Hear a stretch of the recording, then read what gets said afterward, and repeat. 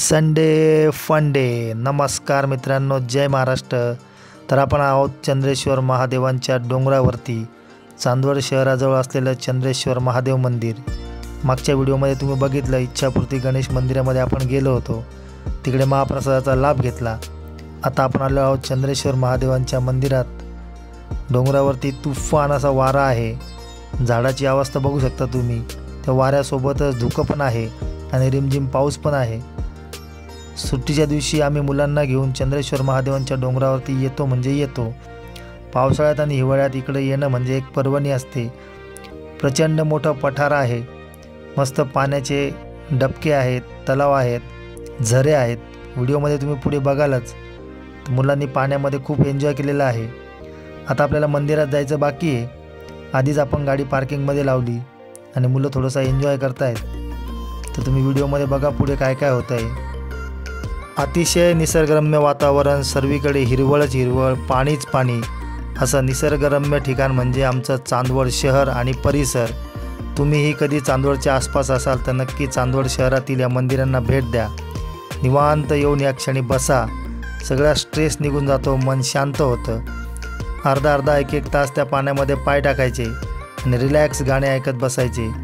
सोबत लहान मुलं असतील तर ते मस्त खेळतात, बागडतात, मजा करतात। कुठली रिस्क या ठिकाणी नाही आहे, तरी मुलांची नक्की काळजी घ्यायची। सुट्टीच्या दिवशी मुलांना आपण घेऊन आलो, सोबत मस्तपैकी 50-100 रुपयाचा भत्ता आणायचा, सोबत 2-3 डझन केळी घेऊन यायच्या आणि शक्य असेल तर अजून काही घरून डब्बा वगैरे करून आणायचा। फायनली आपण आता मंदिरात आलेलो आहोत। तर महादेवांच्या पिंडीचं आपण दर्शन घेऊ, जलाभिषेक करू।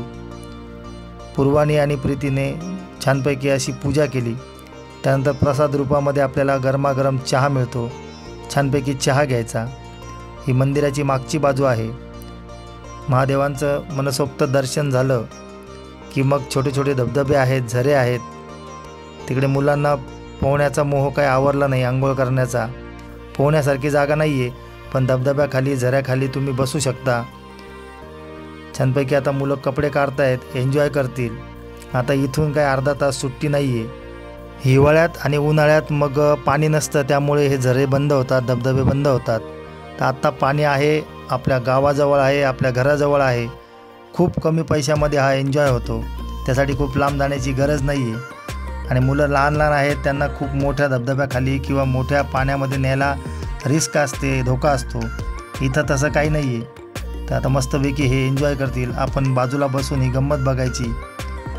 तुम्ही पण नक्की एकदा या इकडे, हे निसर्गरम्य वातावरण बघा। असं थोडंसं सटकतात, पडतात, पण त्याच्याने डेअरिंग पण वाढते। अशा पद्धतीने आता पोरं मजा करतायत, अशी मजा चालू आहे त्यांची मस्तपैकी।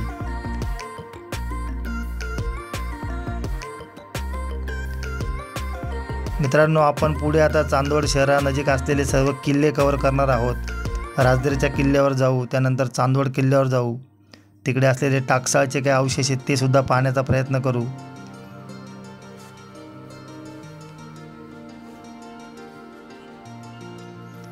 संपूर्ण श्रावण महिन्यामध्ये 30 दिवसामध्ये जवळपास 12 ते 15 दिवस आपल्या इकडे येणं होईल। दर्शनासोबतच निसर्गाचा आनंद मुलांना घेता येतो आणि त्याच्याने मग त्यांना थोडंसं परिसराची पण माहिती होते आणि त्यांच्यातली भीती पण निघून जाते। रविवारच्या दिवशी सोमवारपासून शनिवारपर्यंत अभ्यास, शाळा, क्लास कंटाळून जातात पोरं। रविवारी असं 1-2 तास त्यांना फिरवलं की त्यांना खूप मजा येते आणि एनर्जी येते त्यांच्यामध्ये।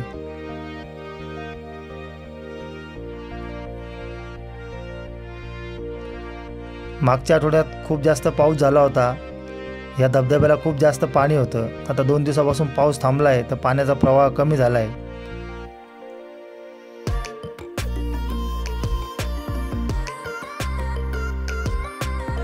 तुम्हीही पावसाळ्यामध्ये कुठे फिरायला गेले तर कमेंटमध्ये नक्की सांगा।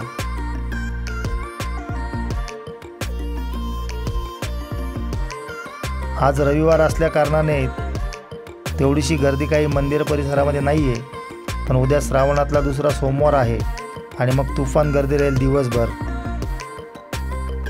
तर अशा पद्धतीने मुलांचं एन्जॉय चालू आहे। मंदिरात आज स्नेहभोजनाचा कार्यक्रम होता, महाप्रसादाचा, पण आपण सकाळीच गणपती मंदिरामध्ये दाल बाटी चुरमा गट्ट्याची भाजी आज आपण जेवण करून आल्यामुळे आपल्याला पुन्हा काही महाप्रसाद घेण्याची इच्छा झाली नाही। तर तिकडे त्या पाहुण्यांनी आपल्याला एक मोतीचूरचा लाडू दिला होता, तोही आपल्या महिलांच्या पर्समध्ये ठेवलेला आहे। जेव्हा खेळून खेळून पोरं दमतील मग तेव्हा आपण भत्ता आणि लाडू असं त्यांना मेजवानी देऊयात। तर मुलांसोबत मुलींनाही काही मोह आवरला नाही, त्यांना नाही म्हणत होतो, पण त्याही आता तयारी करतायत आंघोळ करण्याची।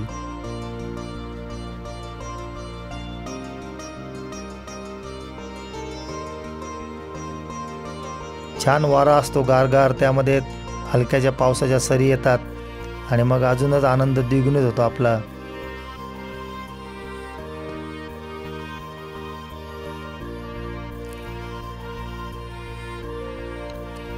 तर आम्ही असं टेकडीवर बसून खडकावर बसून मुलांची गंमत बघतोय। आम्हाला वाटतं त्यांनी लवकर आवरावं, पण त्यांचं काही संपत नाही। तर प्रत्येक दादा कंटाळला, प्रत्येक दादा म्हणतो खूप थंडी वाजते, पाणी गार आहे।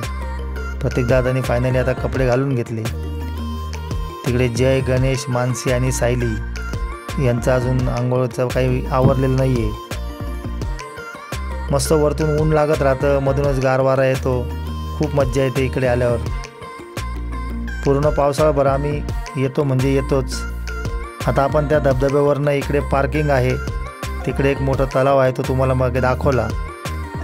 हा तलाव बेसिकली त्याच्यामध्ये हिवाळ्याभर पाणी असतं, उन्हाळ्यातही थोडंफार पाणी असतं। जे गाई म्हशी बकऱ्या जे जनावरं चरायला येतात डोंगरावरती त्यांची पाणी पिण्याची सोय व्हावी म्हणून खूप पूर्वीपासून हा तलाव आहे। याच्यामध्ये खूप सारं पाणी असतं, जास्त आतमध्ये जायचं नाही, मध्ये खोल आहे। कोपऱ्याला मुलांवरती लक्ष ठेवायचं, त्यांना आंघोळ करून द्यायची। आता 15-20 मिनटापूर्वीच ते धबधब्यामध्ये आंघोळ झाल्या होत्या, कपडे घातले, पुन्हा इकडे गाडी पार्क केली। समोर ही इर्टिगा दिसते, ती गाडी पार्क केली आणि पुन्हा त्यांनी कपडे काढले, परत पाण्यामध्ये त्यांची मजा चालू आहे।